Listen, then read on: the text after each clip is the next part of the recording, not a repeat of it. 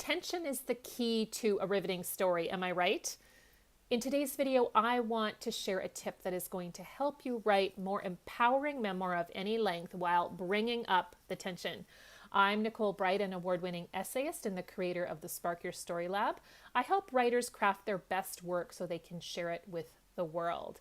So in today's video, I want to talk about a particular kind of tension that you need to include in your personal narratives, and that is resistance. It's the empowering notion that when something happens that we don't want to happen to us, we resist. There is always resistance.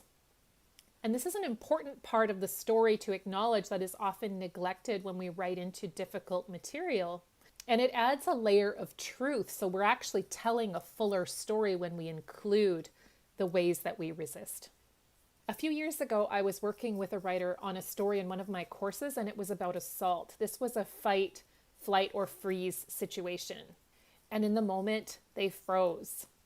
I carefully introduced this idea of resistance to them. Was there a way to show non-verbally or verbally how they resisted in that moment?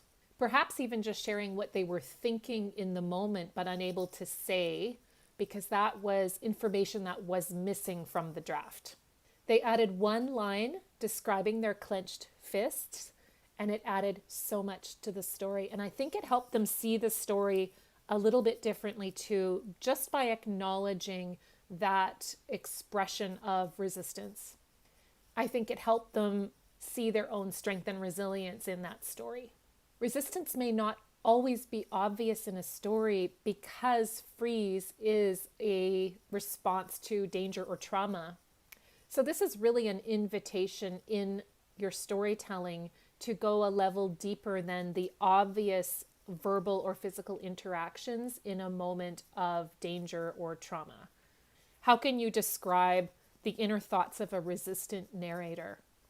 How could you focus maybe on a detail, an object in the room, or something around you that conveys those feelings of resistance?